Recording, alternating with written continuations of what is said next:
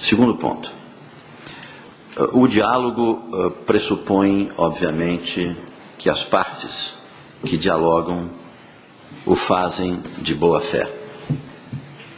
Há um princípio consagrado nos sistemas jurídicos adotados pelos países aqui presentes, que consagra o benefício da dúvida. Eu, infelizmente, neste caso concreto, não me permitirei estender o benefício da dúvida aos representantes do regime de fato, no que diz respeito ao ânimo com que participam do processo de diálogo. Desde o início, Brasil e tantos outros países denunciaram a tática dilatória adotada pelo regime de fato, que tinha por finalidade consolidar-se no poder de facto e chegar até as eleições para então colocar no colo de todos nós a opção por reconhecer ou não reconhecer os resultados das urnas.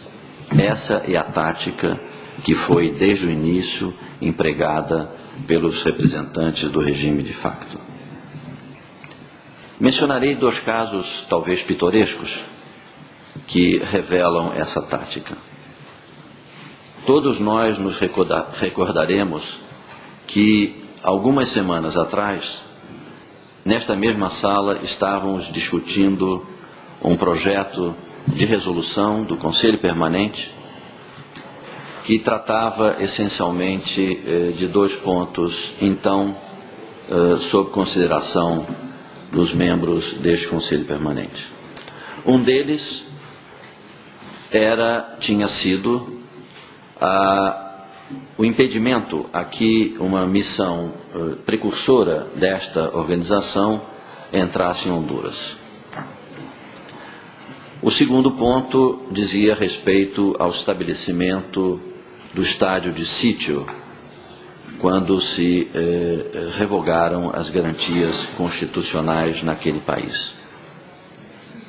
Seguramente pelo fato de aquela reunião estar sendo transmitida via internet, em direta e ao vivo, o que fizeram os representantes do regime de fato?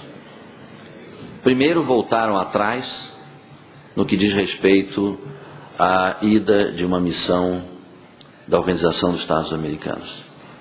E o segundo ponto, anunciaram o levantamento, a revogação do decreto de suspensão das garantias constitucionais.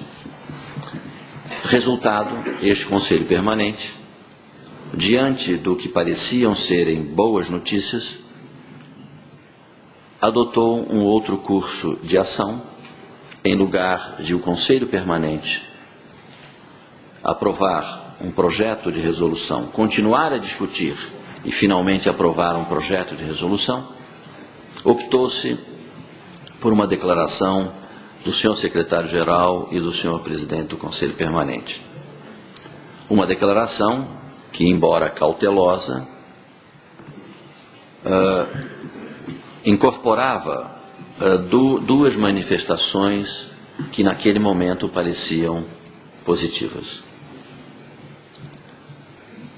O estado de sítio em Honduras, a suspensão das garantias constitucionais em Honduras, cuja revogação fora naquele momento anunciada, não foi efetivada durante várias semanas, sob todos os argumentos, inclusive um absolutamente pitoresco, se não fosse dramático, de que a máquina impressora da imprensa nacional estava quebrada. Finalmente, nesta segunda-feira, o decreto foi publicado na Gazeta Oficial. Mas em que momento? Exatamente no momento em que se encontrava em Honduras uma missão do alto comissionado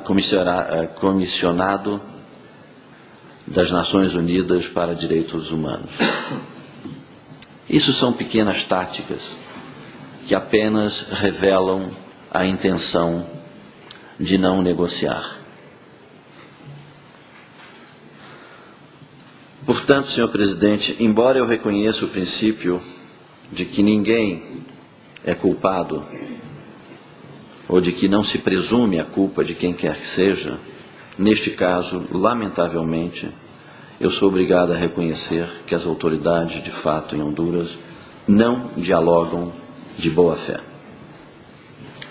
Quanto à Embaixada do Brasil, ou melhor, quanto à permanência do presidente Zelaya na Embaixada do Brasil, eu vou dizer uma coisa que já comentei com alguns representantes permanentes, mas não com todos. O fato de o presidente Zelaya estar na Embaixada do Brasil levantou a dúvida sobre se o Brasil estaria ou não envolvido com seu regresso a Honduras.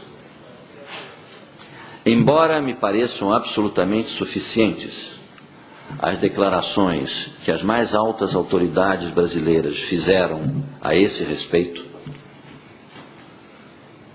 eu me permitiria acrescentar um elemento que me parece definitivo. O presidente Zelaya foi recebido na Embaixada do Brasil porque o Brasil o considera o presidente legítimo de Honduras. Recebeu-o também porque tinha pleno conhecimento de que uma eventual negativa, que jamais passaria pela nossa cabeça fazer, que uma eventual negativa pudesse levar aquele país a uma situação de conflito interno que muito provavelmente desbordaria as suas fronteiras. O Brasil agiu, naquele momento, em nome da comunidade internacional. Foi também uma medida de prevenção que deve ser reconhecida. Se o Brasil tivesse a intenção de favorecer o regresso do presidente Zelaya a Honduras nas condições em que ele regressou, o Brasil teria respondido positivamente na madrugada do dia 4 de julho passado, ao término da Assembleia da Sessão Extraordinária, período de sessão extraordinária da Assembleia Geral, que aqui se realizou em Washington, quando Honduras, o Estado hondurenho, foi suspenso das atividades desta organização, o Brasil teria respondido sim ao pedido que me foi feito diretamente pela ministra das Relações Exteriores de Honduras, de que o Brasil cedesse um avião das Forças Armadas, das Forças Aéreas Brasileiras, que aqui naquele momento se encontrava. Todos se recordarão que foi neste avião que o senhor secretário-geral viajou de Georgetown a São Salvador, de São Salvador a Tegucigalpa, de Tegucigalpa a São Salvador e de São Salvador a Washington, para que aqui ele pudesse estar para apresentar o seu relatório à Assembleia Geral Extraordinária. Este avião foi solicitado pela ministra das Relações Exteriores de Honduras para que o presidente Zelaya pudesse regressar ao seu país. E a resposta que lhe foi dada, naquele momento, por mim dada, em nome do governo brasileiro, foi de que o Brasil, em absoluto, não quereria ver o seu nome vinculado a um eventual e possível derramamento de sangue. Se nós, de alguma maneira, estivéssemos comprometidos com o regresso do presidente Zelaya a Honduras, nas condições em que ele regressou, naquele momento nós teríamos dito sim. E não, entanto, dissemos não. Muito obrigado, senhor presidente. Graças,